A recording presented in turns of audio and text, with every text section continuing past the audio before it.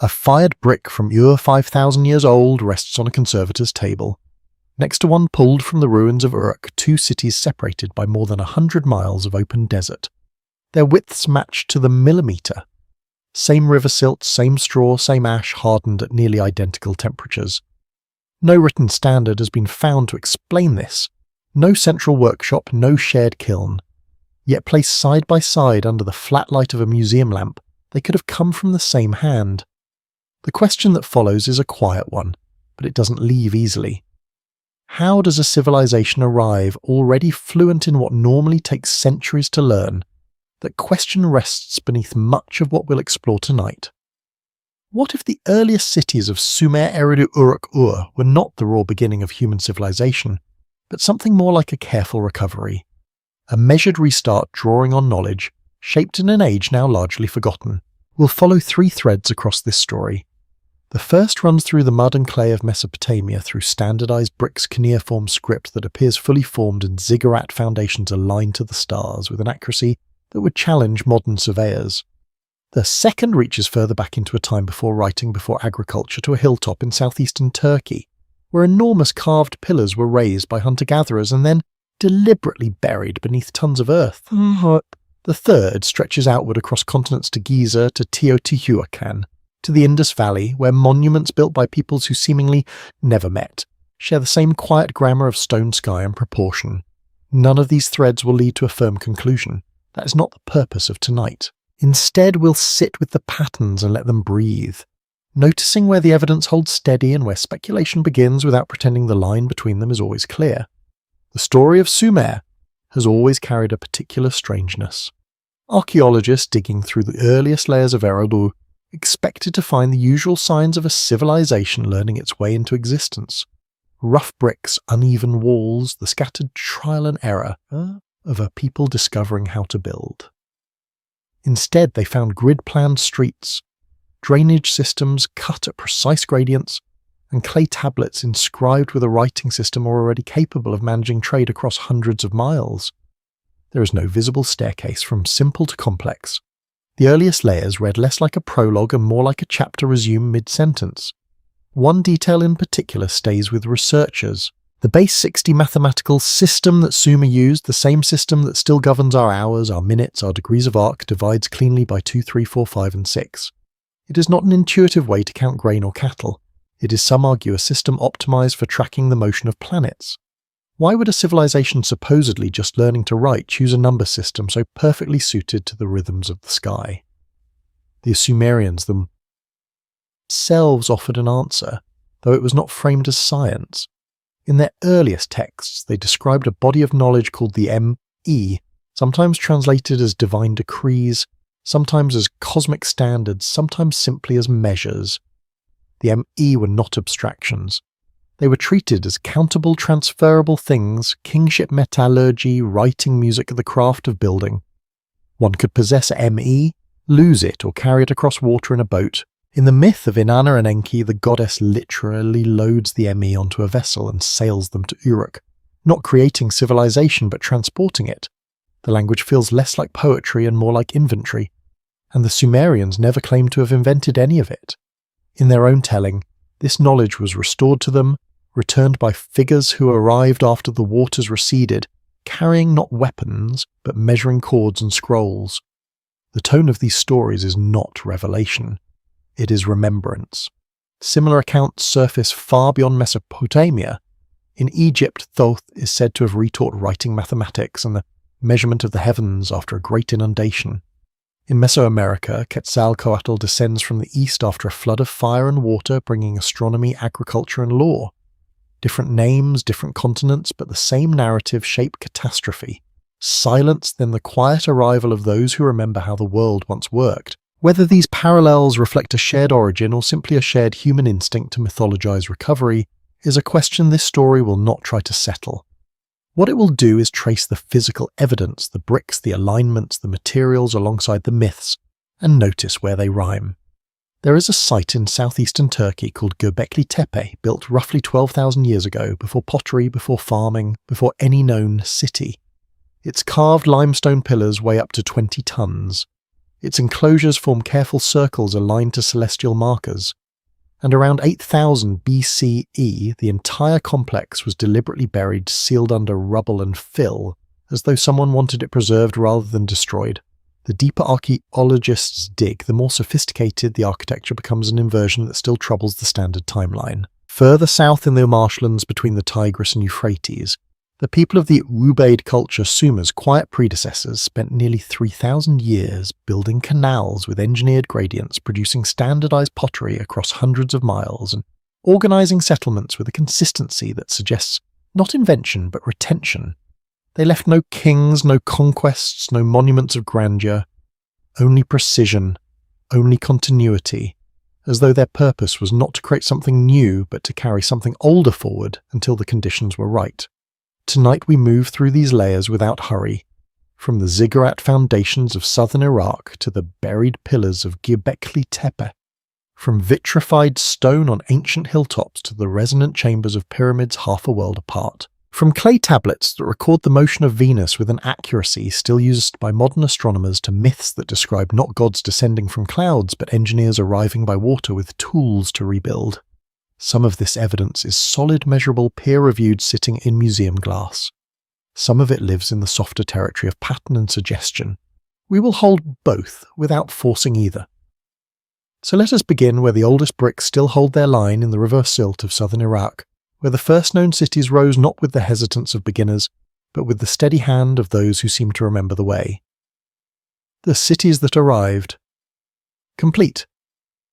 In the summer of 1946, the Iraqi archaeologist Fuad Safar stood in a trench at Eridu and brushed loose sand from a wall that should not have existed at that depth. The line was too clean, the corner too sharp. What he had expected to find rough mud brick uneven surfaces, the tentative marks of a people learning how to build, was not there. Instead, the wall met the floor at a perfect right angle, and the floor itself was smooth, compacted, and level.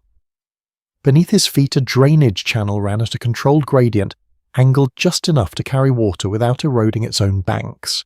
This was not a village discovering architecture, it was architecture arriving with its own manual.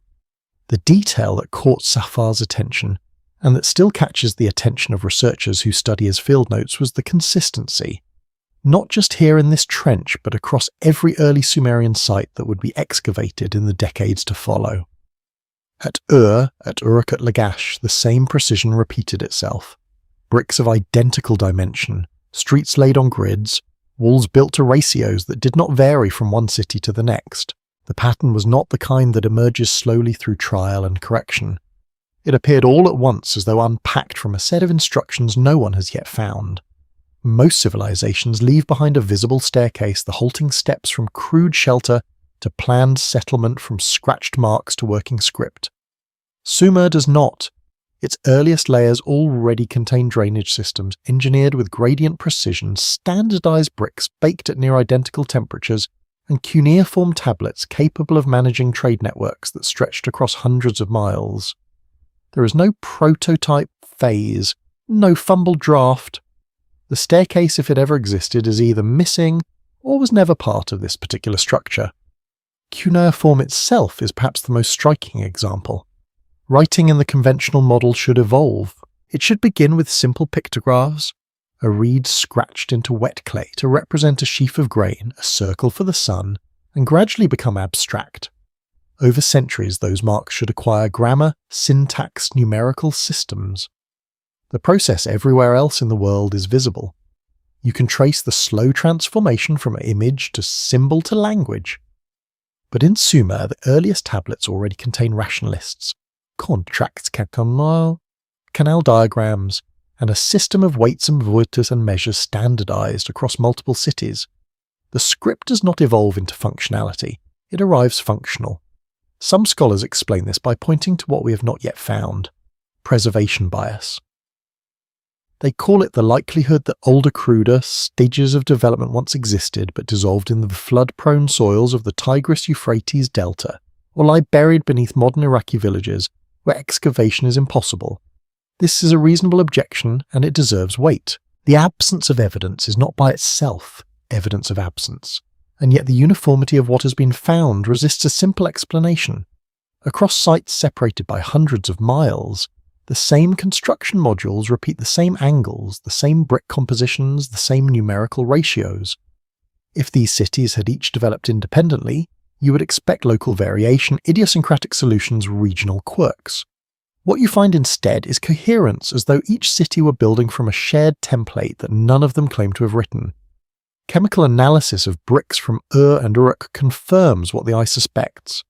The clay mixtures match river silt combined with chopped straw and a specific proportion of ash fired at temperatures that fall within a narrow band.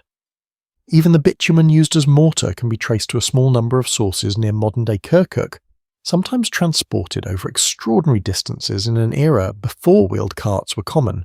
The effort involved in that transport raises its own quiet question: why seek out a specific pitch from a specific region when local alternatives were available? The most practical answer is that the material mattered beyond function, that something in its composition, its mineral content, perhaps even its thermal or electrical behavior carried significance that modern science has only begun to examine. The layout of these cities adds another layer. Satellite imagery of early Sumerian urban plans reveals networks of canals and boulevards forming geometric lattices that connect temples, granaries, and workshops with a regularity that looks less like organic growth and more like planned circuitry. The distances between major ziggurats and administrative centres often reduced to multiples of base 60, the same number system the Sumerians used for time geometry and astronomy.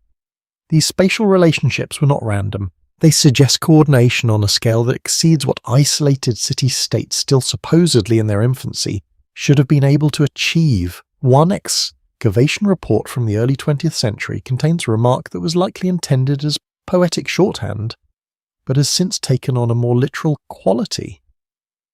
Everywhere we dig, the beginning already feels like a continuation. The line was written before the full scope of Sumerian precision was understood, but the more sites that are open, the more apt it becomes. The tools, the measurements, the mathematics all emerge as though recalled rather than discovered. Not invention, but recovery. Not a first draft, but a recompiled edition of something that had run before. What that earlier version looked like, where it existed, how far it reached, and what brought it to an end is a question that Sumer's own myths address with surprising directness.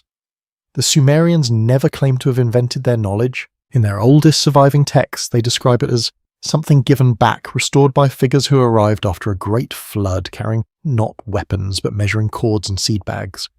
The tone of these accounts is not one of revelation. It is one of careful, deliberate reconstruction. Whether those stories reflect historical memory, or simply the universal human impulse to mythologize recovery, is a question we will hold without forcing.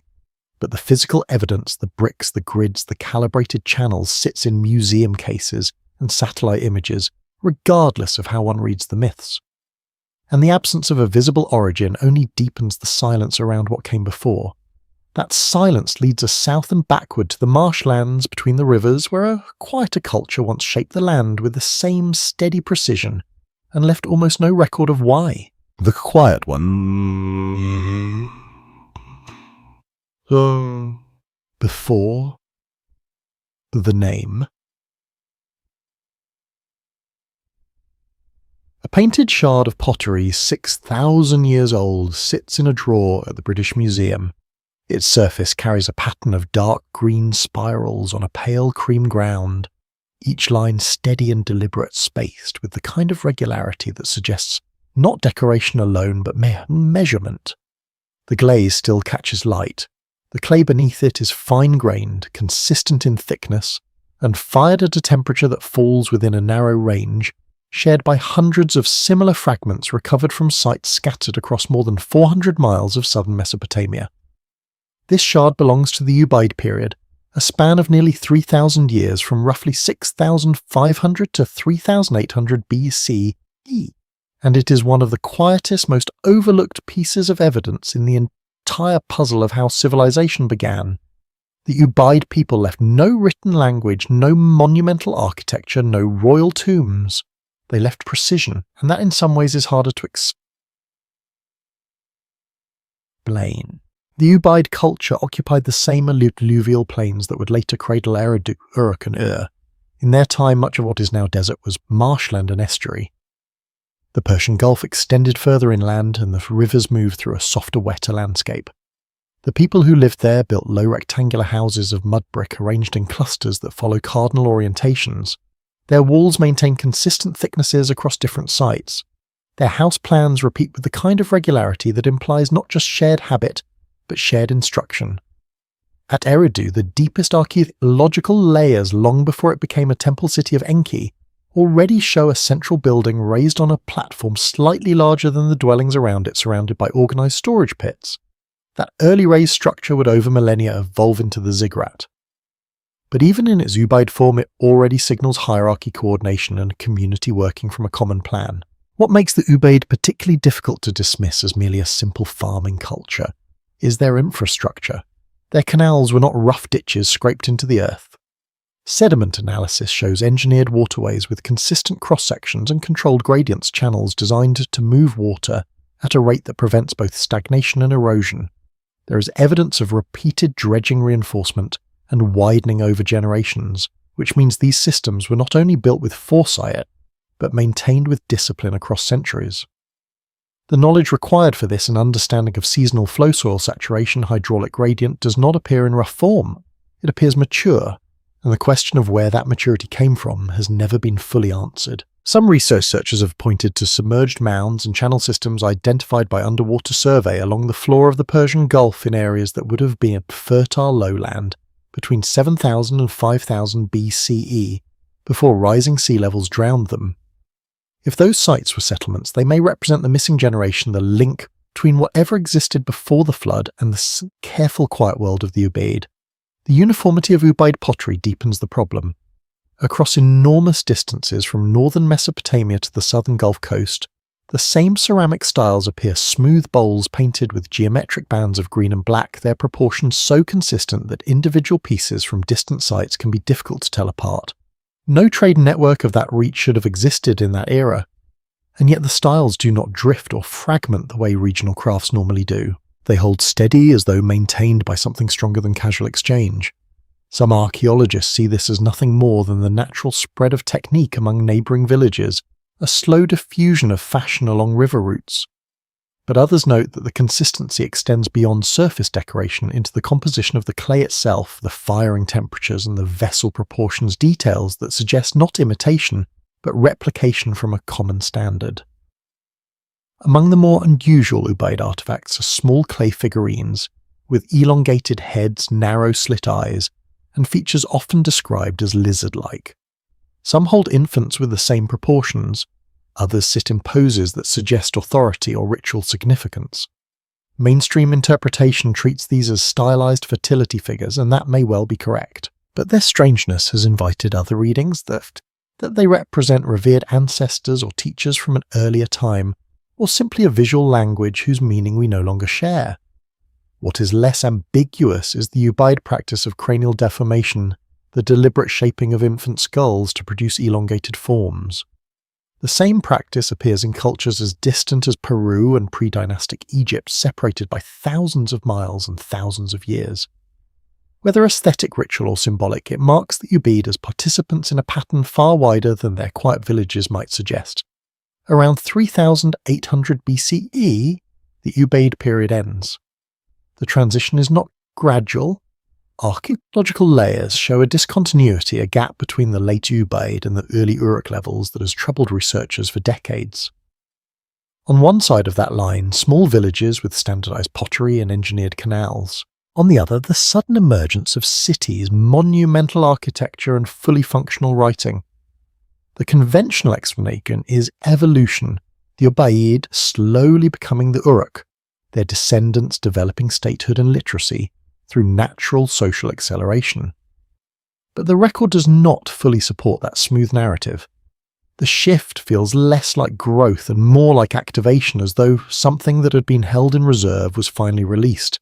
Supporters of what might be called the retention theory suggest that the Ubaid were not inventors at all, but custodians, communities whose purpose, whether conscious or inherited, was to preserve the essential skills of an older world through a long period of recovery. Their mastery of water clay and spatial planning was not innovation. It was maintenance. They kept the knowledge viable until the conditions climate population stability aligned for a full-scale rebuild. Whether that interpretation holds or not, the physical record is clear. The Ubaid left behind a framework canals, construction standards, settlement logic that Sumer would inherit almost wholesale.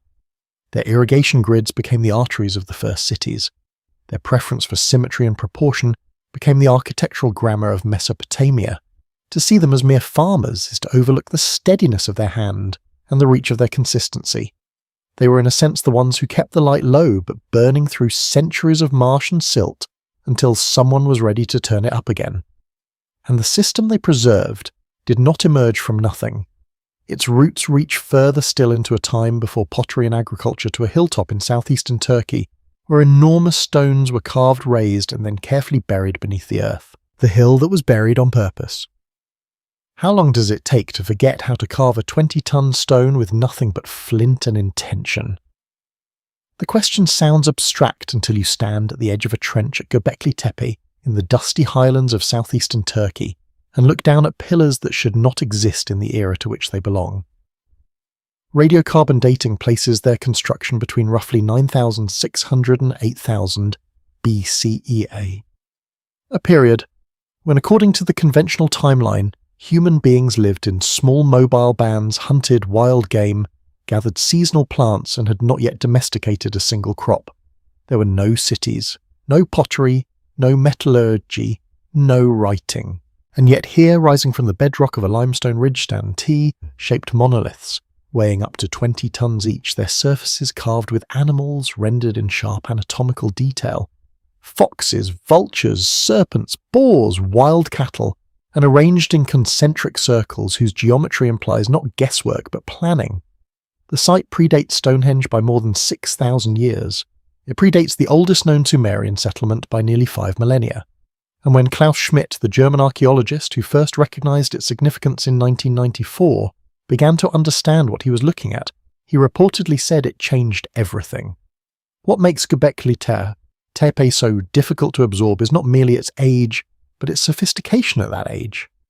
Each enclosure contains 2 tall central pillars, flanked by smaller ones, all facing inward, forming open-air sanctuary whose orientations appear to track celestial events. One controversial but persistent hypothesis links the alignments to the star Sirius, which would have first become visible on the local horizon around 9,300 BCE, precisely within the site's active period. If that alignment is intentional, it means the builders were not only observing the sky, but encoding those observations into architecture, translating motion into stone. The carved animals that spiral across the pillars may not be decorative at all. Some researchers have proposed they represent constellations, a prehistoric star map rendered in mythic form designed to preserve astronomical knowledge in a culture that had no other way to write it down.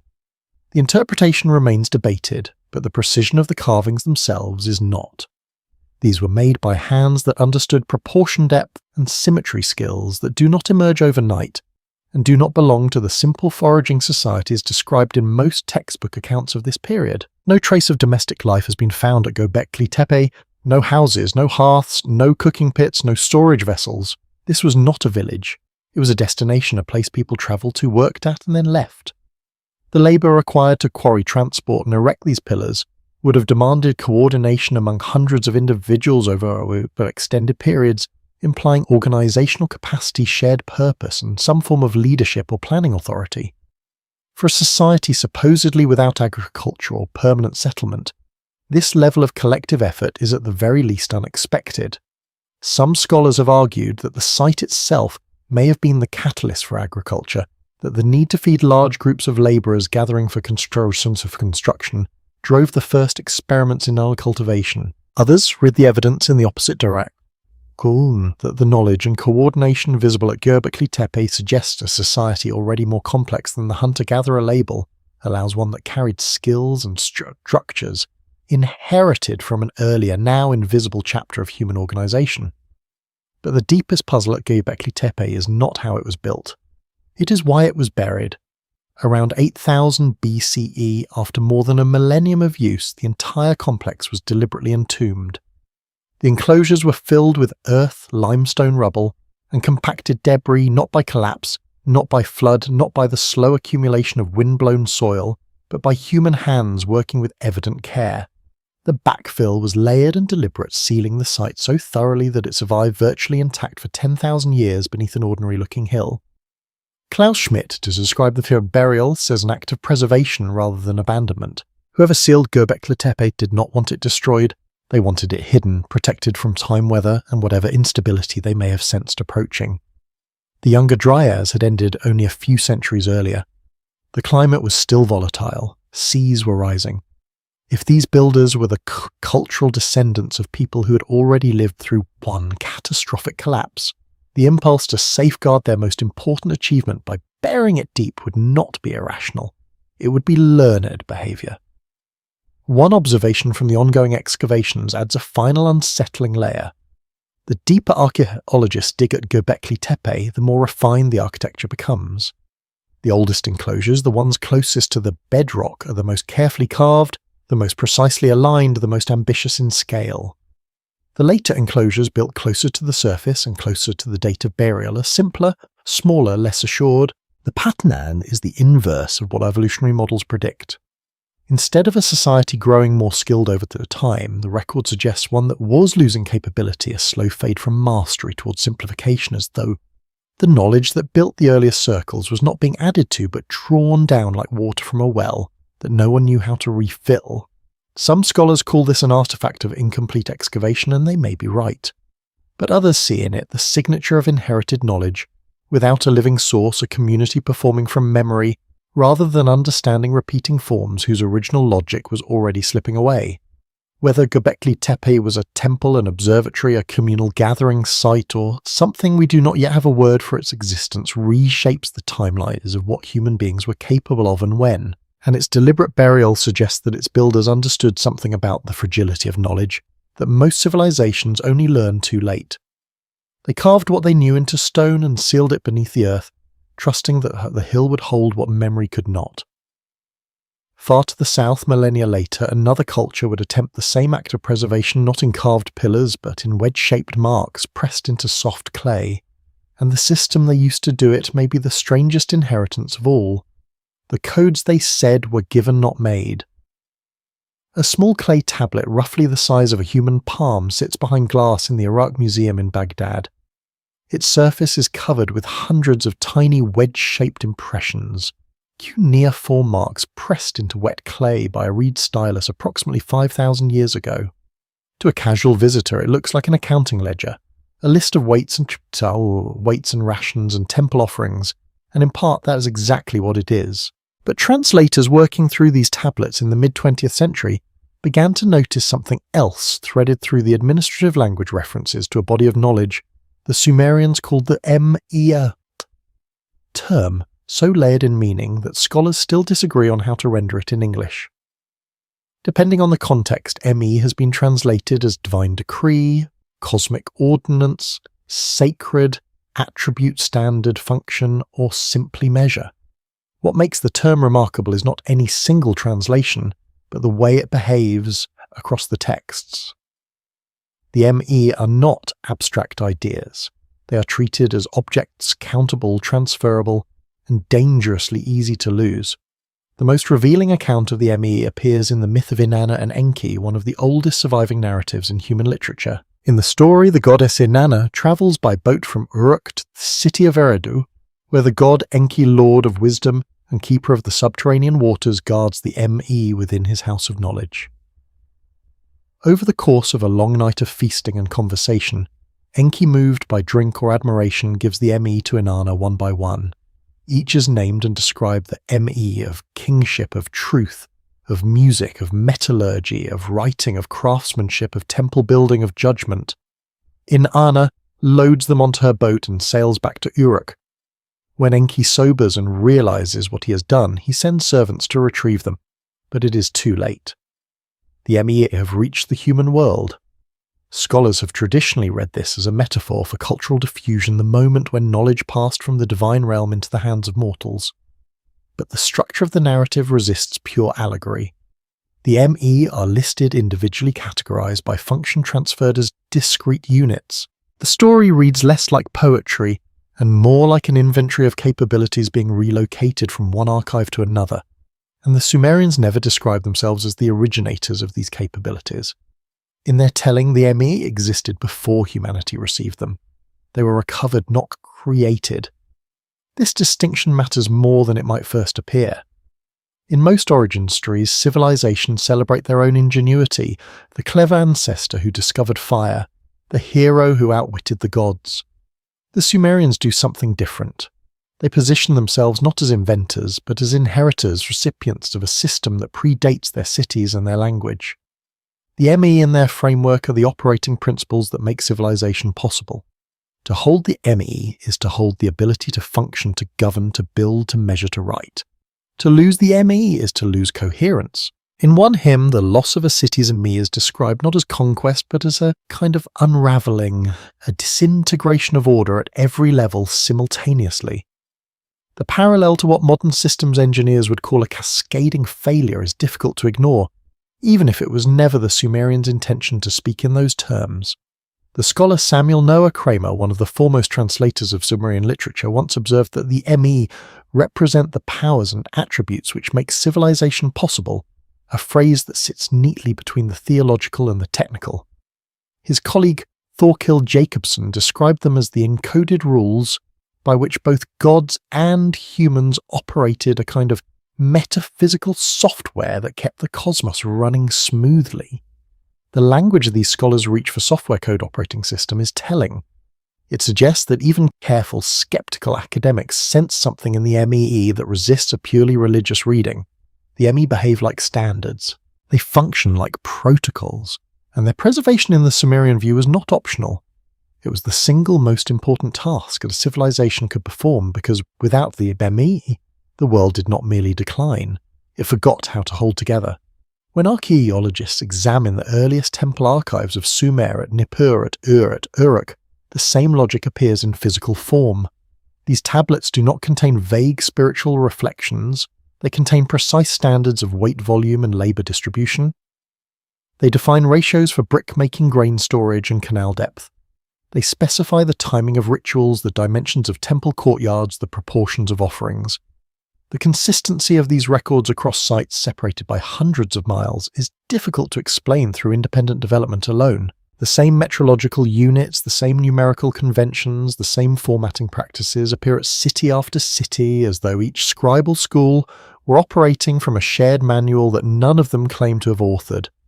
A fragment recovered from a temple archive at Uruk lists grain measures that match later Babylonian standards precisely despite being separated by centuries. Another tablet records a system that converts agricultural measures into time. How long a field should be watered, how many workers are needed to plough a given area in a given number of days. These are not prayers. They are operating procedures, and their uniformity suggests not spontaneous parallel invention, but deliberate coordination or inheritance from a common source that predates the cities themselves. The physical medium of the ME adds its own quiet emphasis. Clay once fired becomes nearly indestructible. It resists water, survives fire, and outlasts wood, parchment, and leather by millennia. The choice of clay as a recording medium may have been practical. It was after all the most abundant material in the Mesopotamian floodplain. But the Sumerians also recognized its permanence explicitly. Inscriptions refer to tablets meant to endure for all days, and the practice of creating duplicate copies stored in separate temple rooms suggests a deliberate strategy of redundance. If one archive was lost to flood or war, another could restore its contents. The instinct behind this, the same instinct that drives modern engineers to maintain distributed backups of critical data, implies that the Sumerians understood what it meant to lose everything and were determined not to let it happen again. Their tablets were not simply records. They were insurance pressed into the most durable medium available by scribes who treated accuracy as a sacred obligation, because in their world a miscopied measure was not merely an error. It was a disruption of the order that held the universe in place. Whether the ME were truly cosmic codes recovered from a prior age or simply the Sumerians' way of sacralizing the standards that held their society together, their function was identical. They synchronized thousands of people, hundreds of settlements, and countless moving parts into a coherent system. And the structures built to house and express that system, the great step towers that rose above every major city, followed the same principles of uniformity, alignment, and material selection that the ME themselves described. If the tablets were the software, the ziggurats may have been the hardware, and their design, repeated across centuries and kingdoms with barely a variation, suggested that both were built from the same inherited plan. Towers built from the same dream. The angle is 42 degrees. It appears in the slope of the Great Ziggurat of Ur, built by King Ur-Nammu around 2100 BCE, where the base measures roughly 210 feet by 150 feet, and the terraces rise in diminishing steps toward a summit shrine, now lost to time. It appears again at the ziggurat foundations excavated beneath the sand at Uruk, more than 100 miles to the northwest, where the proportions match Ur's design nearly brick for brick. And it appears once more at Chogha-Zambil in southwestern Iran, a structure built by a different kingdom in a different language during a different century, and yet governed by the same incline, the same material logic, the same ascending rhythm of terrace upon terrace reaching toward the sky. The repetition of that angle across sites that shared no central government, no common tongue, and often no friendly relations, is one of the quieter puzzles of Mesopotamian archaeology. Practical convergence explains some of it. Mud brick, the dominant building material of the floodplain, behaves predictably under compression, and stepped platforms distribute weight in ways that resist both heat expansion and the slow shifting of saturated ground. But practical necessity dictates stability, not proportion. It tells you how steep a wall can safely be. It does not tell you why rival cities separated by generations and geography would choose the same sacred slope, as though the angle itself carried meaning beyond engineering. Every major ziggurat in Mesopotamia shares a common orientation. Its corners point to the cardinal directions with a precision that modern surveyors have confirmed to within fractions of a degree. At Ur, the deviation from true north is so small that replicating it today would require calibrated instruments and clear knowledge of the difference between magnetic and geographic poles. The Sumerians had neither, or at least no record of such instruments has survived. What they did have was patient observational rigour and a tradition of alignment that persisted unchanged across centuries of political upheaval. Kingdoms rose and fell, dynasties rewrote the names on temple walls, but the orientation of the ziggurat never shifted. It remained locked to the sky, as though the relationship between the building and the stars was more fundamental than the identity of whoever happened to rule beneath it. The consistency suggests that the knowledge of how to align these structures was not reinvented with each new construction, but transmitted, carried forward through generations of builders who understood the method even if they had forgotten or never knew its original purpose. The materials tell a parallel story. Chemical analysis of ziggurat bricks from sites across the region reveals a remarkably narrow range of composition: river, silt mixed with chopped straw and ash coated with gypsum plaster, and bonded with bitumen sourced from a small number of deposits near modern-day Kirkuk and Hit. The bitumen in particular presents an interesting problem. Local alternatives existed: plant-based resins, animal fats, even certain clays could serve as waterproofing agents. Yet the builders consistently chose bitumen from specific sources, sometimes transporting it over hundreds of miles at considerable effort. The conventional explanation is that bitumen was simply the best available sealant, and its sources were well known through trade. That may be sufficient, but it does not fully account for why the same narrow selection of materials, limestone for facing fired brick for surfaces exposed to weather, mud brick for the core, and bitumen for binding, appears at every major ziggurat regardless of local geology or the availability of substitutes. The triad of limestone-fired brick and bitumen behaves under modern testing as a surprisingly effective combination for thermal regulation, acoustic dampening, and even faint electrostatic interaction. Whether the ancient builders understood these properties in any formal sense is unknown. What is known is that they chose these materials with a consistency that implies something more deliberate than convenience. The spatial relationships between ziggurats add yet another dimension. When the distances between major temple complexes are plotted and reduced to their mathematical relationships, they frequently resolve into multiples of base 60, the same sex, decimal system that governed Sumerian mathematics, astronomy, and timekeeping. A study by architectural historian Elizabeth Stone found that the vertical angles of surviving ziggurats correlate with celestial observations, and that many align their upper terraces with the path of the sun during equinoxes or with the rising of Venus, the planet sacred to the goddess Inanna. At Ur, the three great stairways converge in a configuration that frames the movement of Venus across the western ski. At Chogha-Zambil, the terraces subdivide into sections that correspond to the visible phases of the moon. These are not the signatures of buildings designed solely for worship. They are the signatures of buildings designed to measure to serve as instruments calibrated to the rhythms of the sky embedded in a landscape whose geometry mirrors the mathematics of the heavens. Ancient texts reinforce this reading without quite confirming it. In temple hymns and royal inscriptions, the ziggurat is described not merely as a house of the gods, but as a bond between heaven and earth, a structure whose purpose was to maintain the connection between the human world and the cosmic order above it. The Sumerian word for foundation in this context carried more than structural meaning. It implied the stability of the entire system, as though the tower's physical base and the world's metaphysical balance were the same thing. Each city maintained its own ziggurat, but all were understood to function as part of a greater whole. When one fell, another was raised to preserve the symmetry. The language used to describe these restorations echoes the language used to describe the ME. Return the balance fixed, the line restore the measure.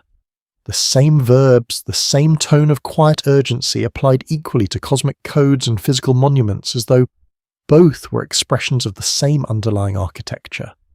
Whether these towers were truly nodes in a planetary network, as some speculative researchers have proposed, or simply the most visible expression of a deeply held cultural commitment to cosmic order, their uniformity remains striking. The same proportions, the same materials, the same celestial alignments recur across centuries and kingdoms with a persistence that transcends politics, language, and even religion. Empires that disagreed on everything else agreed on how to build a ziggurat. The form outlasted every dynasty that worshipped within it, suggesting that its design carried a logic more fundamental than any single faith. A geometry the builders may have considered necessary not for devotion alone, but for the world's continued stability. And when that geometry is mapped outward beyond the borders of Mesopotamia, the pattern does not stop. It stretches across deserts and oceans to monuments built by peoples who, according to every conventional account, never knew Sumer existed, and yet built as though they remembered the same instruction. The reasonable objections. Not everyone who studies these patterns finds them remarkable.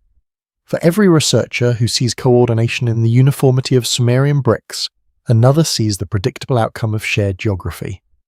For every alignment that seems too precise to be coincidental, a statistician reminds us that precision is what happens when you measure enough buildings some will always line up. The skeptical position is not hostile to wonder. It is simply careful with it. And before we follow these threads any further, it is worth sitting with the objections honestly, because the strongest version of any argument is the one that has already absorbed the best criticisms against it. The first and most frequently cited objection concerns what archaeologists call convergent development. The argument runs as follows. Human beings everywhere face the same physical constraints: gravity, weather, the behavior of local materials, the movement of the sun and stars. Given enough time and in enough independent attempts, similar solutions will emerge without any need for contact or shared inheritance. Stepped platforms appear in Mesopotamia and Egypt, in Mesoamerica, and in Southeast Asia, not because a single source transmitted the idea, but because a stepped platform is one of the most stable shapes you can build from heavy materials on soft ground. The base 60 number system persists not because it was handed down from a lost civilization, but because 60 is an exceptionally divisible number. It breaks cleanly into halves, thirds, quarters, fifths and sixths, making it naturally attractive to anyone working with fractions, trade or cyclical time.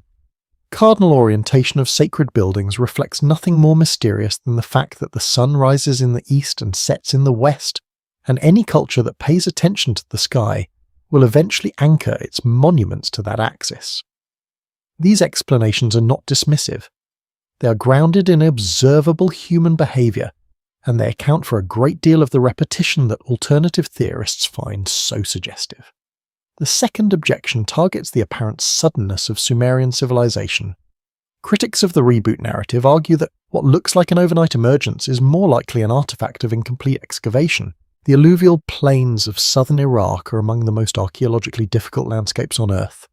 The water table is high, the soil is saturated, and older layers are frequently destroyed by the same floods that deposited the silt above them. Many potential early sites lie beneath modern villages, military zones, or agricultural land where excavation is impractical or prohibited. The absence of a visible learning curve in this reading does not mean no learning curve existed. It means the evidence dissolved or remains buried beyond current reach. Preservation bias is a real and well-documented problem in Near Eastern archaeology, and it deserves serious weight. The cities we can see may represent only the upper floors of a much taller building whose foundation has been washed away. The third objection is perhaps the most philosophically pointed. It concerns the human tendency to find patterns where none exist, a cognitive habit so well established that psychologists have given it a name, apophenia. We are by nature pattern-completing animals. We see faces in clouds, hear melodies in noise, and draw lines between dots that were never meant to connect. When a researcher maps the positions of ancient monuments and finds geometric relationships between them, the skeptic asks a fair question: how many monuments were excluded from the map? How many sites failed to align and were quietly set aside?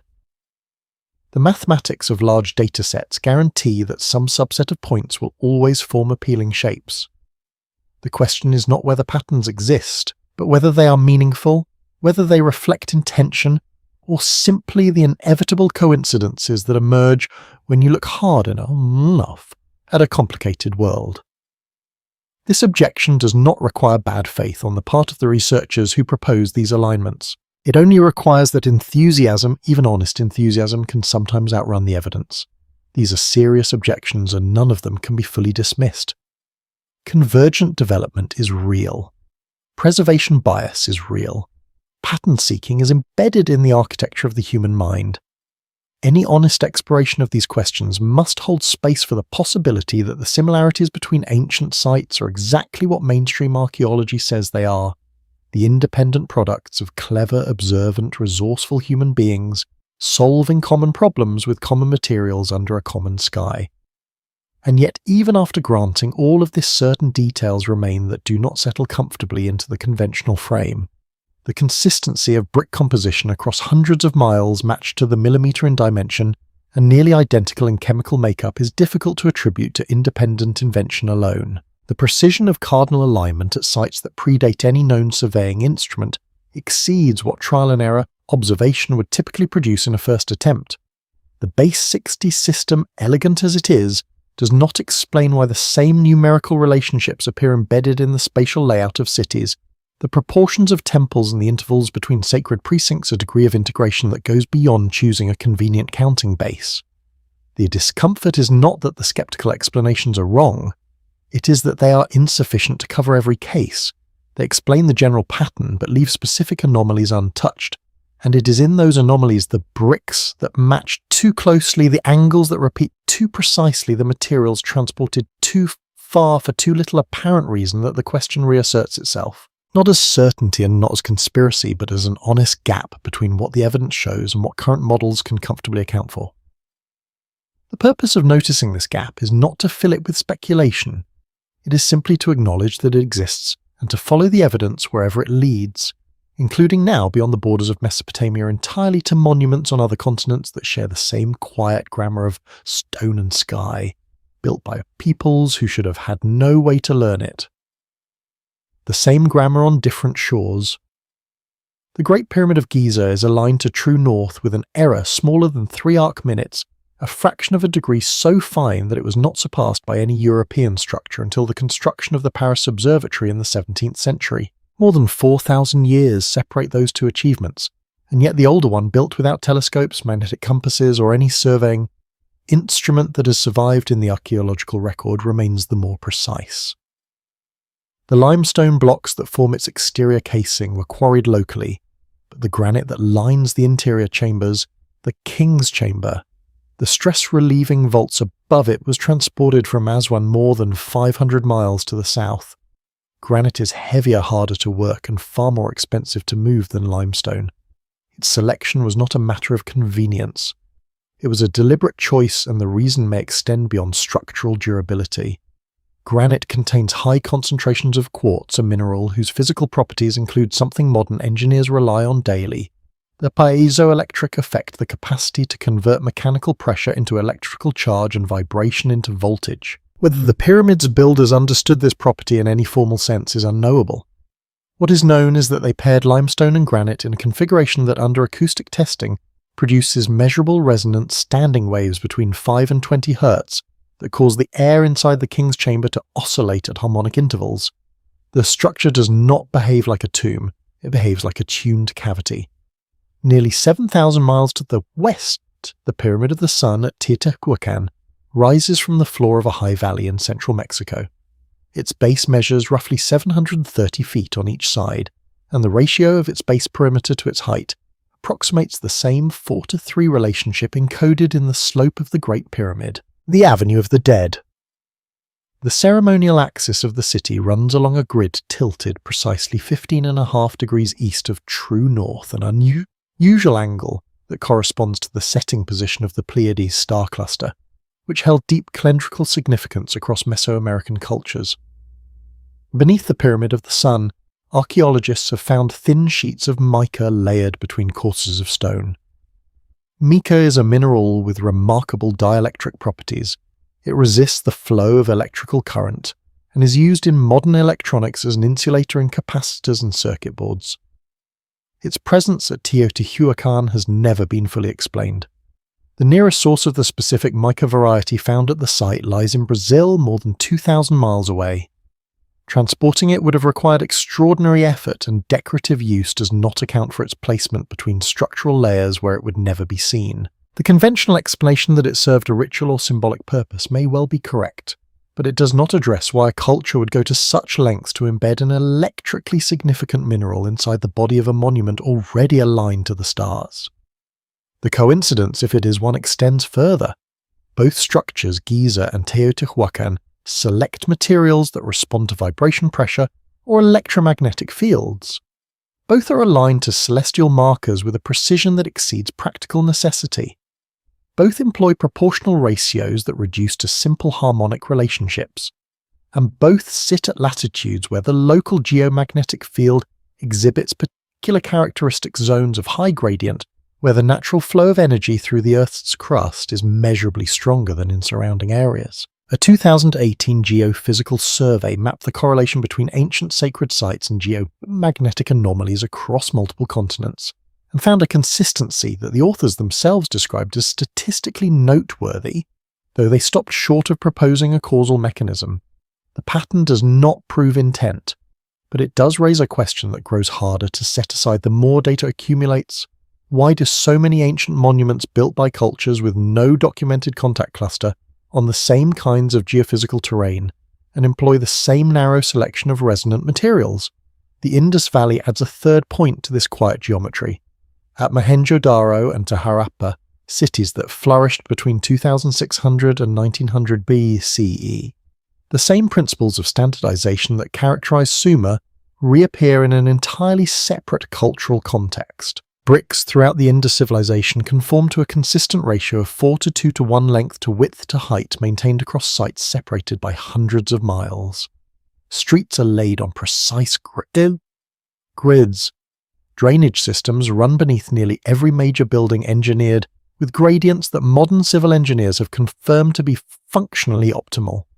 The weights used in trade follow a binary decimal system that is internally consistent and shows no sign of evolution from a cruder predecessor. Like Sumer, the Indus civilization appears in the archaeological record already mature, already standardized, with no visible period of experimentation. And like Sumer, it offers no written explanation for its own origins.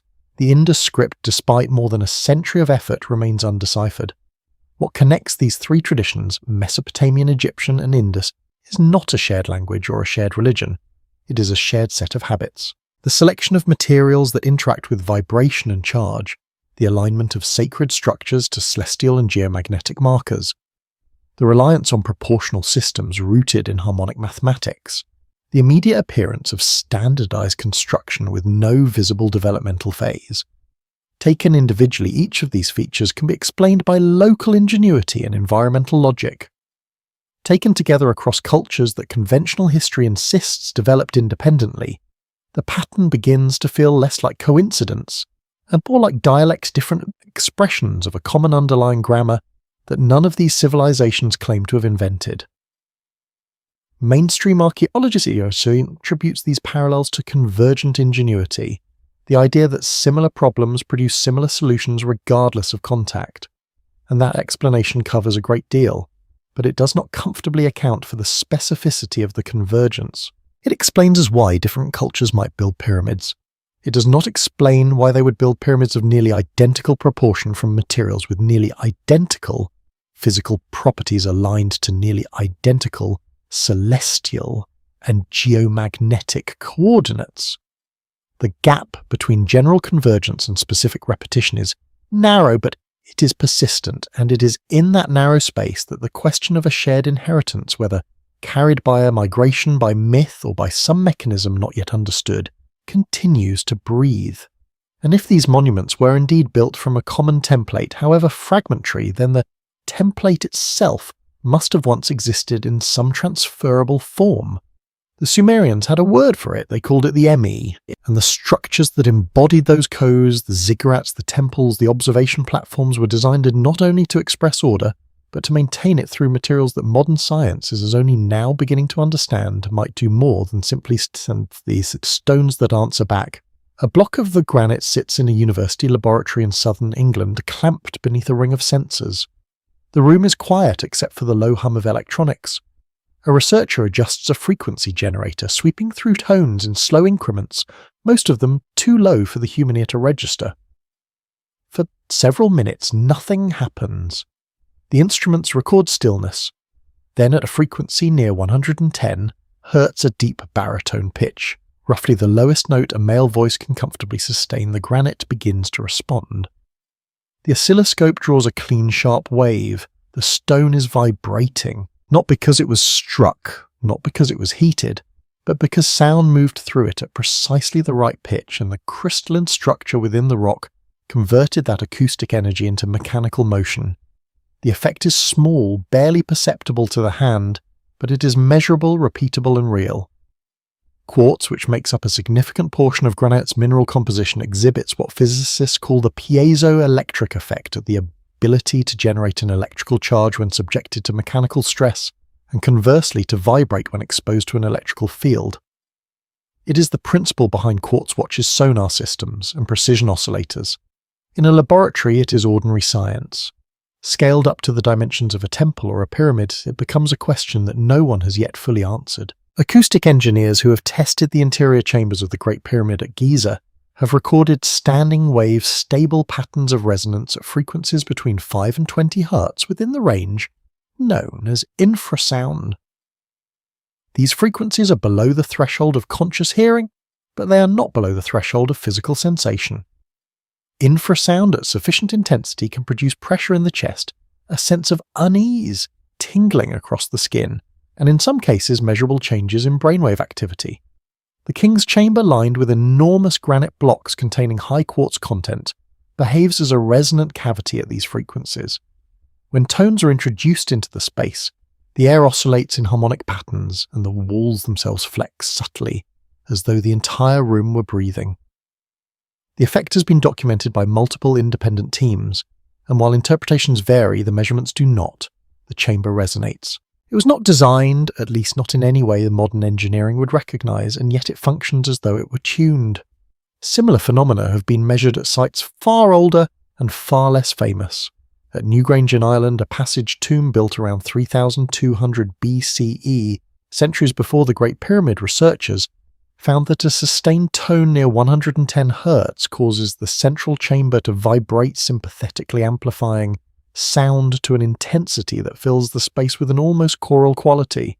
The structure's builders could not have known the physics of acoustic resonance in any formal sense, and yet the dimensions of the chamber, the curve of the corbelled ceiling, and the density of the stone combine to produce an effect so specific that it is difficult to attribute entirely to chance. At the Hal Saflieni Hypogeum in Malta, A subterranean complex carved from limestone around 4000 BCE, acoustic scientists documented in 2014 that deep vocal tone produced standing waves capable of modulating brainwave activity in listeners, a neurological effect measurable with electroencephalography.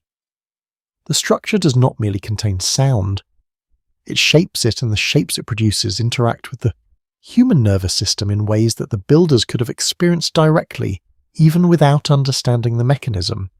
A chant at the right pitch would have felt different inside that chamber than outside it. The stone would have seemed to answer. The Sumerian ziggurat, constructed from layered mud brick and fired brick with bitumen binding and occasional veins of imported stone, presents a less dramatic case but a consistent one. Its proportions, the ratio of base width to height, the angle of each terrace, the depth of each stepped layer, correspond when scaled to the audible and infrasound spectrum to resonant frequency intervals. Whether this correspondence is meaningful or incidental depends on how much weight one places on repetition. A single structure with resonant properties might be an accident. A dozen structures built across centuries and hundreds of miles, all sharing the same resonant ratios and the same selection of materials known to interact with vibration and charge, begins to look less accidental and more habitual. Ancient Sumerian hymns describe rituals performed with sound priests chanting in unison while drums and horns echoed against temple walls. The stated purpose, according to the tablets, was to awaken the stones and cool down the light. Read as metaphor, this is poetry. Read alongside the acoustic data, it sounds closer to operating procedure. The act of chanting at specific frequencies inside a structure proportioned to amplify those frequencies would produce exactly the kind of vibratory response that modern instruments now detect a low thrumming in the walls, a faint charge building in quartz-bearing stone, a sensation in the body that ancient worshippers might reasonably have interpreted as the presence of the divine. Critics maintain that none of this constitutes evidence of intentional design. Resonance, they argue, is a property of all enclosed spaces to some degree. Any chamber of sufficient size and density will produce standing waves at certain frequencies, and the fact that ancient builders used dense stone in enclosed spaces guarantees a degree of acoustic effect without requiring any awareness of it. The objection is fair, and it applies to many individual cases, but it does not easily account for the specificity of the pattern, the same narrow frequency range, the same selection of quartz-rich stone, the same harmonic proportions recurring at sacred sites across continents and millennia. While ordinary domestic structures from the same cultures show no comparable effects, the resonance clusters around temples, tombs, and ceremonial spaces.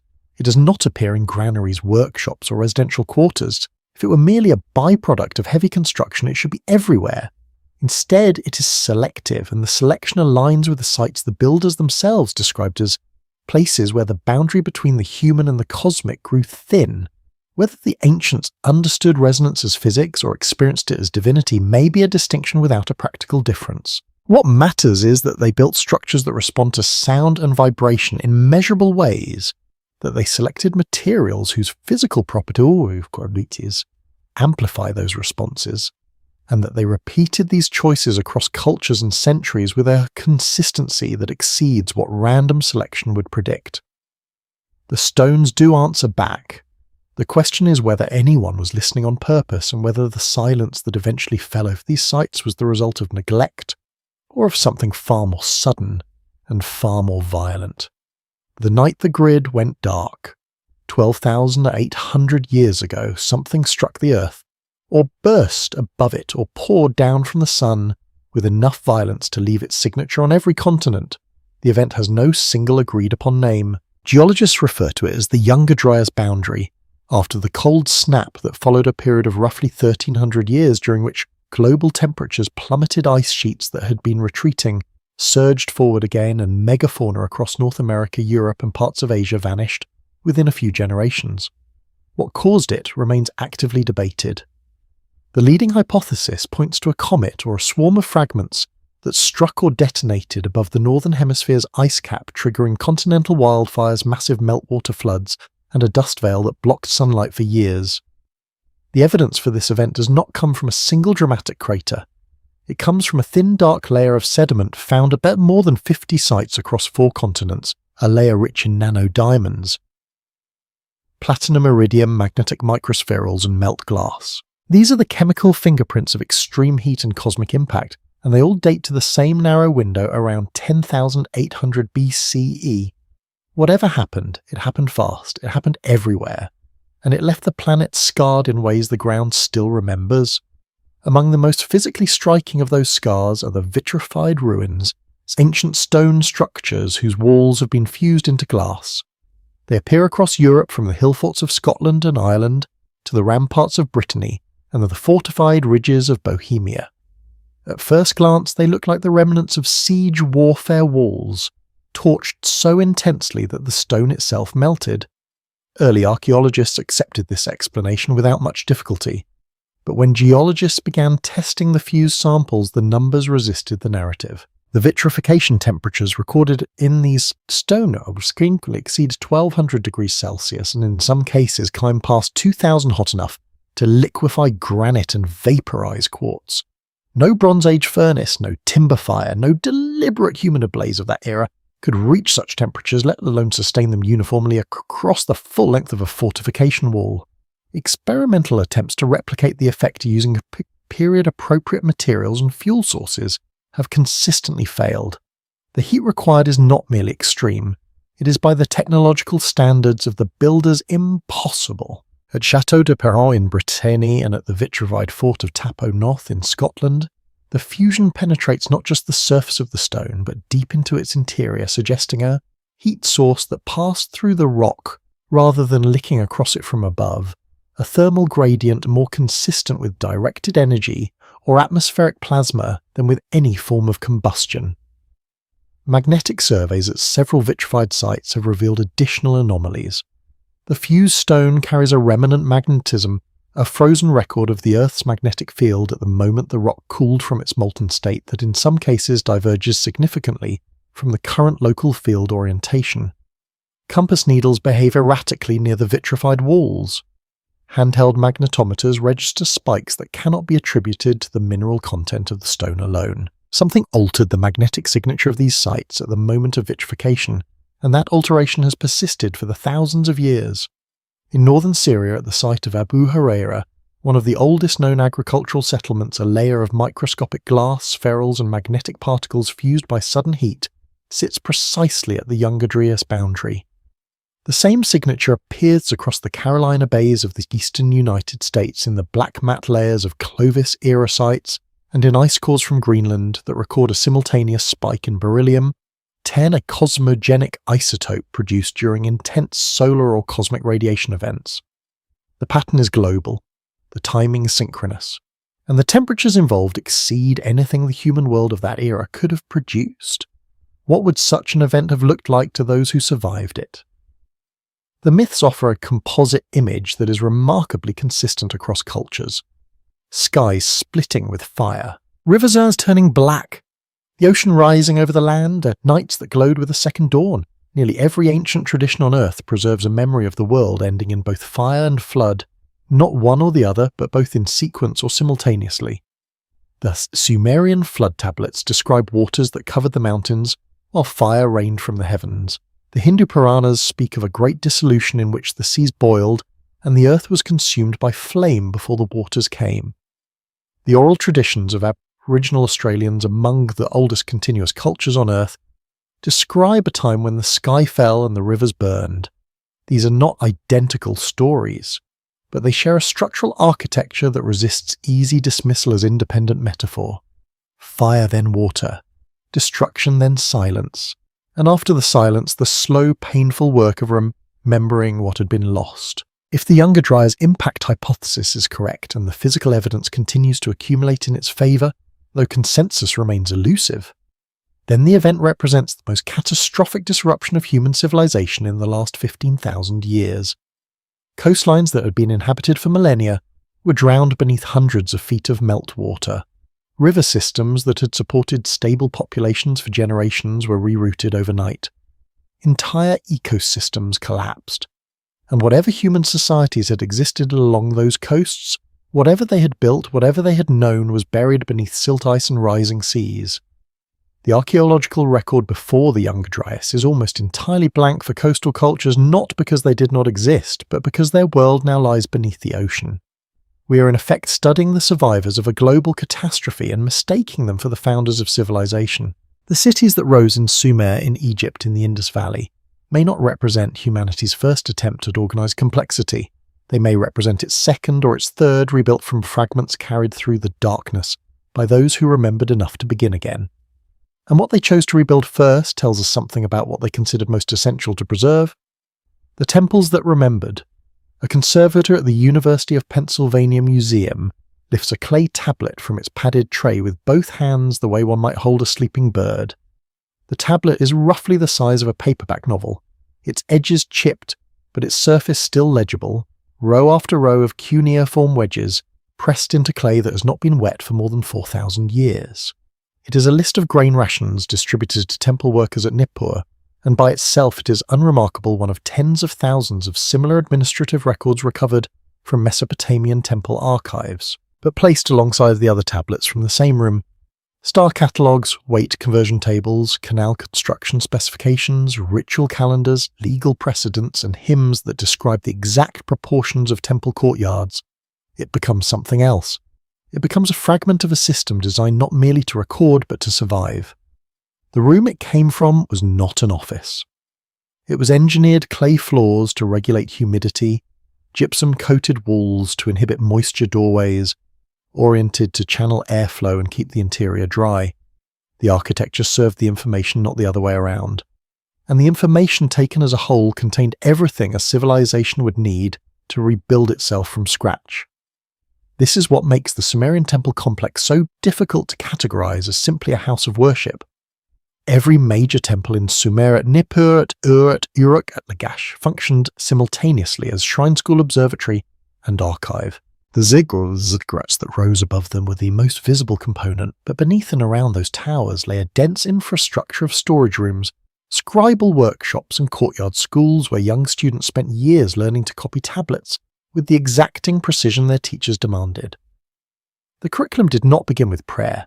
It began with mathematics, multiplication tables, reciprocal lists, metrological conversions, and base 60 calculations that would later be applied to everything from canal engineering to celestial observation. A trainee scribe at Nippur, around 2600 BCE, would have spent his first years not studying theology, but mastering the numerical system that undergirded every other discipline. Precision was not merely valued, it was sacred. A miscopied weight standard could disrupt trade. A miscalculated gradient could flood a canal. A misrecorded star position could shift the ritual calendar by days. In Sumer, accuracy was not a professional virtue. It was a form of devotion because the Sumerians understood or believed they understood that the order of the world depended on the fidelity of its records. The redundancy built into these archives deepens the impression of deliberate preservation strategy. Many tablets exist in multiple copies stored in separate rooms within the same temple complex or duplicated across different cities entirely. The practice is so consistent that some researchers have compared it to distributed data storage, the same principle that governs modern server networks, where critical information is mirrored across multiple physical locations so that the failure of any single node does not result in total loss. The Sumerians did not use that language, but they practiced the logic with striking discipline. If Ur felt a flood or conquest, the tablets at Nippur still held the same standards, the same star charts, the same construction ratios. Civilization could be restored from any surviving node, because every node contained the same essential data set. The medium itself was part of the strategy. Clay once fired becomes nearly indestructible. It resists water, endures heat, and outlasts every other ancient writing surface papyrus, parchment wood leather, by thousands of years. When cities burned, their clay archives did not vanish. They hardened. The fires that destroyed the buildings paradoxically preserved the knowledge within them, baking unfired tablets into permanence.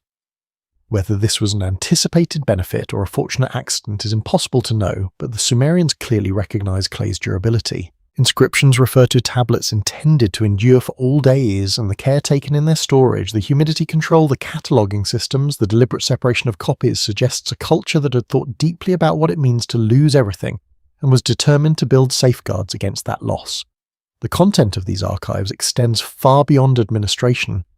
Alongside the expected economic records, grain inventories, wage lists, tax assessments, cite texts that describe the proportions of temple buildings in precise mathematical language, specify the mineral composition of ritual objects, and record astronomical observations with a consistency that spans centuries.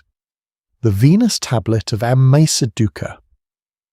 A Babylonian copy of earlier Sumerian records tracks the rising and setting of Venus over a 21-year period with an accuracy that modern astronomers can correlate to actual planetary positions. NASA scientists studying ancient eclipse paths have referenced Babylonian observational data itself, descended from Sumerian originals to correct models of the Earth's rotational deceleration. The numbers pressed into clay 5,000 years ago by scribes working under oil lamps still hold up under modern verification. They are not approximations, they are measurements taken with a discipline that implies not casual curiosity, but systematic institutional commitment to recording the heavens with the highest possible fidelity. The temple in this light was not primarily a place where people went to worship. It was a place where knowledge was maintained, copied, verified, stored, and protected against the forces that might otherwise erase it. Some researchers have drawn a direct line between this archival obsession and the flood memories that pervade Sumerian literature. A civilization that had watched its world destroyed by water, or that carried the cultural memory of ancestors who would have particular reason to invest in redundant, durable, distributed preservation of its most critical knowledge. The urgency embedded in these archives is not the urgency of a thriving empire documenting its glory. It is the urgency of a culture that knows how quickly glory can drown. Every duplicate tablet, every climate-controlled storage chamber, every scribe trained to copy without error was a hedge against the possibility that the waters might rise again. The Sumerians did not merely keep records, they built a system designed to outlast catastrophe, a network of memory nodes housed in structures aligned to the stars and built from materials chosen for endurance. The ziggurat above was the visible symbol of cosmic order. The archive below was the mechanism that preserved it. Together they formed something that modern language struggles to name, but that the Sumerians themselves described with quiet precision: the bond between heaven and earth. Not a metaphor, a function. And yet the most extraordinary aspect of this preservation effort may not be the system itself, but the knowledge it was designed to protect. Because among the astronomical records, the meteorological standards, and the construction specifications, there are fragments that suggest the Sumerians were not only documenting their own world, but attempting to reconstruct the measurements of one that had come before a celestial framework older than their cities, encoded in a number system whose elegance hints at origins far deeper than the alluvial plains where it was first written down. The clock they were rebuilding, 60 seconds in a minute, 60 minutes in an hour, 360 degrees in a circle, 12 months in a year. These numbers are so deeply embedded in the infrastructure of modern life that most people never pause to ask where they came from. The answer, in every case, is the same: they came from Sumer. The sexagesimal system base 60 was not a late refinement or a mathematical curiosity adopted for convenience. It was the foundation of Sumerian thought, the numerical language through which they organized time-space architecture and the heavens. And it was already fully operational in the earliest tablets that have been recovered, appearing alongside the first written records, as though it had arrived with them, complete and internally consistent, requiring no period of development or experimentation. The system divides cleanly by 2, 3, 4, 5, 6, 10, 12, 15, 20, and 30.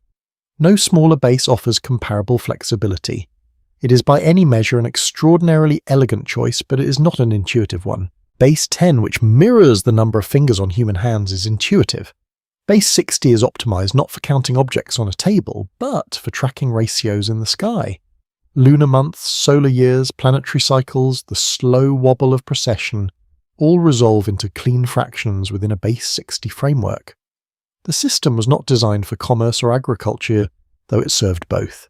It was designed for astronomy, and its presence at the very beginning of Sumerian civilization raises a question that conventional timelines have difficulty answering: who chose it and when? In the temple schools of Nippur and young scribes spent years internalizing this system before they were permitted to record anything of consequence. Their training tablets survive in enormous quantities, practice exercises in multiplication division, reciprocal tables and metrological conversion that reveal a curriculum of remarkable rigor and uniformity. The same exercises in the same order using the same numerical examples appear at scribal schools across Sumer, as though every student in every city were following an identical syllabus. The discipline required was extreme. A single misplaced wedge in a base 60 calculation could corrupt an entire astronomical record, and the consequences of such errors were understood to extend beyond the practical into the cosmic. In the Sumerian worldview, numerical precision was not a professional skill. It was a sacred obligation, the means by which human beings maintained their alignment with the order of the universe. To calculate correctly was to participate in that order. To calculate incorrectly was to weaken it. The astronomical records that these scribes produced are among the most precise documents to survive from the ancient world. The Venus tablet of Amisaduqa tracks the synodic cycle of Venus, the 8-year period required for the planet to return to the same position relative to Earth and Sun with an accuracy that modern astronomers can verify against computational models. Other tablets record lunar eclipses predicted to within hours, solar events catalogued across decades, and planetary conjunctions noted with a consistency that implies not occasional observation, but systematic institutional monitoring sustained over centuries. The astronomical diaries recovered from later Babylonian archives themselves, built upon Sumerian foundations, contain nightly sky logs spanning more than 700 years, the longest continuous scientific record in human history.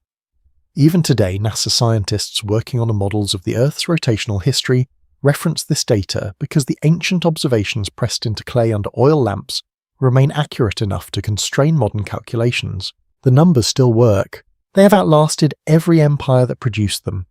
The depth of this commitment to celestial tracking suggests something beyond practical timekeeping. Irrigation schedules and festival calendars do not require 8-year Venus cycles or eclipse prediction tables accurate to the hour. These records exceed any agricultural or administrative need by an order of magnitude. Some scholars explain this as the natural escalation of priestly prestige astronomy as a form of religious authority growing ever more elaborate to justify the temple's central role in society. That explanation carries weight, and it accounts for much of the institutional investment. But it does not fully explain the precision itself, which goes beyond what prestige alone would demand. A priest seeking to impress a king does not need to predict an eclipse to within 90 minutes. He needs only to predict the right day. The additional accuracy, the obsessive refinement of fractions, the cross-referencing of planetary periods against lunar cycles, against solar years suggests a different motivation. Not display, but reconstruction. As though the scribes were not simply recording what they saw, but attempting to recover a framework they believed had once existed in complete form. A celestial clock, whose design they could sense in the ratios, but whose full architecture remained just beyond reach. The base 60s system itself may be the strongest evidence for this interpretation.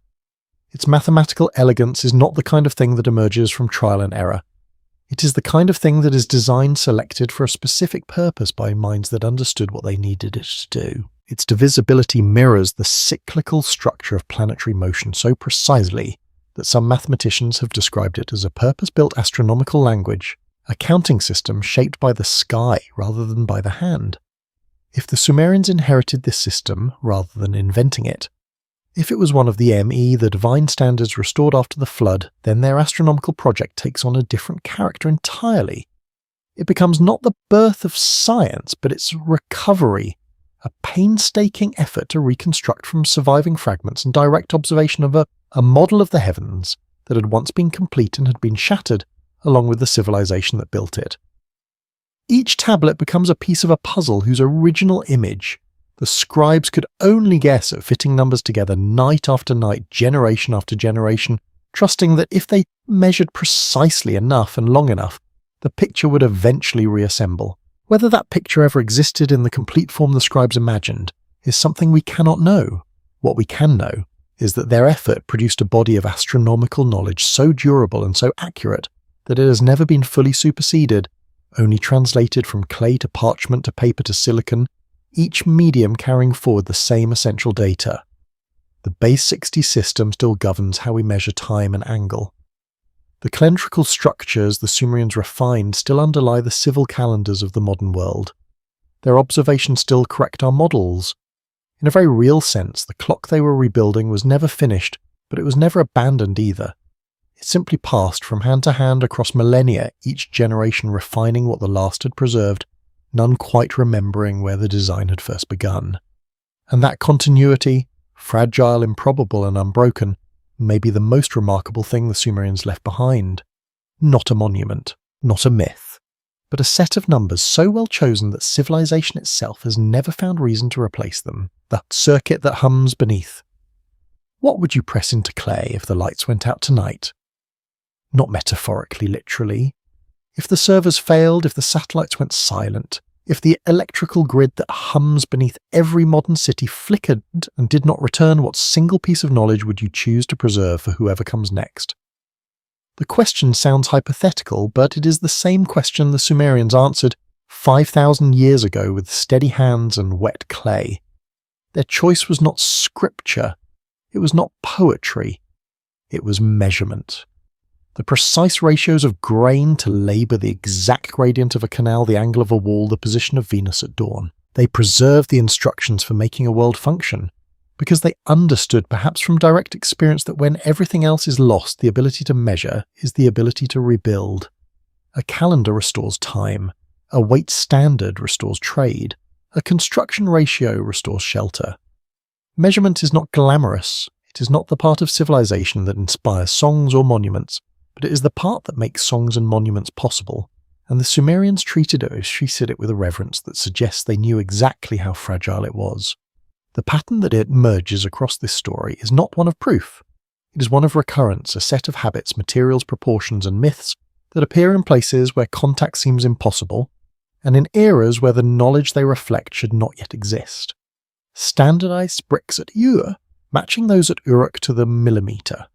Ziggurat foundations aligned to true north with a precision that challenges modern surveying. A base 60 number system optimized for planetary astronomy appearing fully formed in the earliest written records. Granite and limestone paired in configurations that produce measurable acoustic resonance at sites on 3 continents.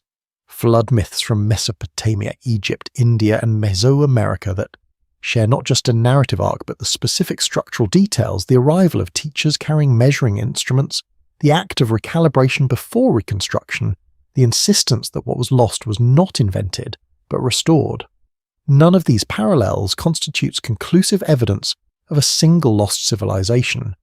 Taken individually, each can be explained by convergence coincidence or the shared architecture of the human mind. But taken together they form a texture, a quiet, persistent hum beneath the surface of recorded history that resists comfortable dismissal. The discomfort is not that any single thread is unbreakable, it is that so many threads run in the same direction. The Sumerians themselves never claimed to stand at the beginning of anything. In their own telling, they were inheritors, recipients of knowledge carried across a great silence by figures they described not as creators, but as restorers. The ME, those countable transferable codes of civilization, were not born in Sumer, they were returned to it. Whether that narrative reflects historical memory, cultural metaphor, or something in between, is a question this story has deliberately left open, because the honest answer is that we do not know. What we do know is that the physical evidence, the bricks, the tablets, the alignments, the acoustic chambers, the vitrified hillsides, the buried pillars of Göbekli Tepe exists independently of any interpretive framework. The stones do not require our theories to stand. They stood before us and they will stand after carrying whatever meaning they carry, regardless of whether we read it correctly.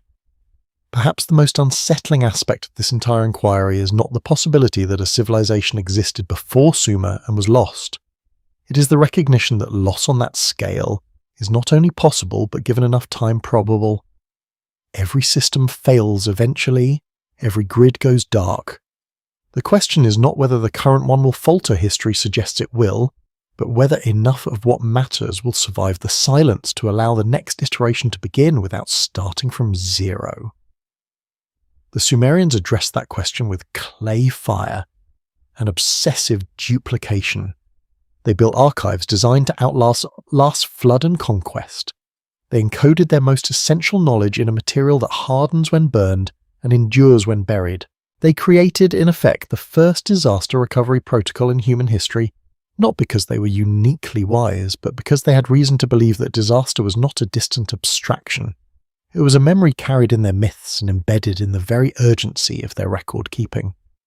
They wrote as though the waters might rise again at any moment, because in their Putsutualu the waters already had. We build our own archives now in silicon and light materials that are faster, more capacious, and incomparably more fragile than fired clay. A modern hard drive degrades within decades. A cloud server depends on electricity cooling systems and the continued existence of the institutions that maintain it. A single Sumerian tablet, by contrast, has survived 5,000 years of war, weather, and neglect, and remains legible under a museum lamp. The irony is difficult to ignore. The civilization we consider primitive chose a medium that outlasted every subsequent technology. The civilization we consider advanced has chosen media that may not survive a single century without active maintenance. If the circuit breaks again, if the hum beneath our cities falls silent, the way it once fell silent beneath theirs, the question of what endures will not be answered by our servers. It will be answered by whatever we thought to press into something more patient than electricity. The Sumerians left their answer in the ground. It sits in museum drawers and excavation trenches, and the quiet back rooms of university collections, tens of thousands of small clay rectangles, each one a fragment of a world that understood the cost of forgetting. Their cities are dust. Their gods are footnotes. But their numbers still govern the clocks on our walls and the angles in our geometry, unbroken across 5 millennia, carried forward by every civilization that inherited them, without ever quite remembering where they began. The chain has not yet snapped. Whether it will, and what comes after if it does, is a question that belongs not to archaeology but to the future, and to whoever in that future finds themselves kneeling in the rubble searching for a fragment of something that still makes sense. The Sumerians would have understood that moment. They may have lived it, and the instructions they left behind pressed into clay with the quiet faith that someone someday would need them, are still waiting, still legible, still humming faintly. With the oldest questions civilization has ever asked. What do we rebuild first? The 2 bricks are probably still there somewhere in a back room of the British Museum or the University of Pennsylvania, resting side by side on a conservator's table under low light. One from one from Uruk. Their widths still match. Their composition still holds the same ratio of river silt to straw to ash. 5,000 years have not changed the measurement. Whatever standard their makers followed, whatever unseen template guided the hands that shaped them, it did its work so well that time has had nothing to correct. If you could hold one in your palm right now, it would feel warm from the lamplight, heavier than you expect, and faintly rough where the fire sealed the clay into permanence. Just a brick, just earth pressed into shape by someone who believed that getting the angle right was not merely useful but necessary, that precision was a kind of promise made to the future by hands that remembered what imprecision had cost. We have moved through a great deal tonight, and it would be dishonest to pretend that any of it resolves into a clean answer. The traces are real, the bricks, the alignments, the tablets, the buried pillars, the vitrified stone, the acoustic chambers that hum when the air moves through them.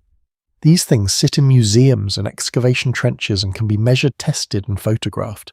They do not require belief, but what they mean, whether they point toward a forgotten chapter of human history, or simply toward the remarkable capacity of independent minds to arrive at similar solutions under similar skies, remains genuinely uncertain.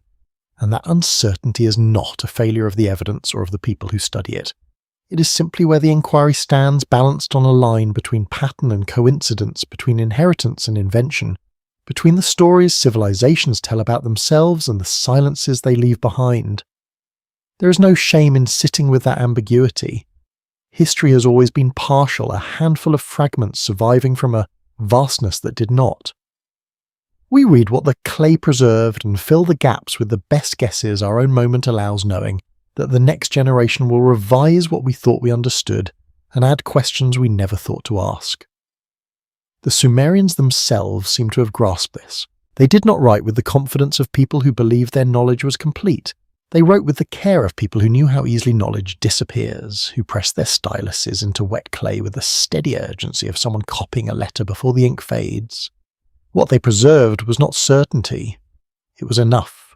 Enough to measure a field, enough to track a planet, enough to lay a brick at the correct angle so that the wall would hold and the water would flow and the city would last another season. Perhaps that is all any civilization can hope to leave behind. Not the hold-to-away old truth, but enough of it carried forward in whatever medium the moment allows, trusting that someone will eventually find it and understand at least a part of what it was meant to say. One question remains, and it is not the kind that demands an answer tonight. If the pattern is real, if these scattered monuments and myths and measurements do carry the faint signal of something older and more connected than the conventional record allows, then what we call the beginning of civilization may not be a beginning at all. It may be a resumption, a breath drawn after a long silence. And the silence itself may hold more than we have yet learned to hear. That thought can rest where it is, does not need resolution. It only needs to be noticed the way you notice a sound at the edge of sleep that might be wind or might be something else, and you let it be without needing to name it. The night is quiet now, traveller, and the old questions can wait. They have waited for 12,000 years in buried limestone. They have waited for 5,000 years in fired clay. They will wait a little longer. Let your breathing slow. Let the weight of the day settle into the ground beneath you. The way silt settles in a river delta gently without effort, becoming part of the earth it rests on. The bricks are still holding their line. The tablets are still legible in the right light.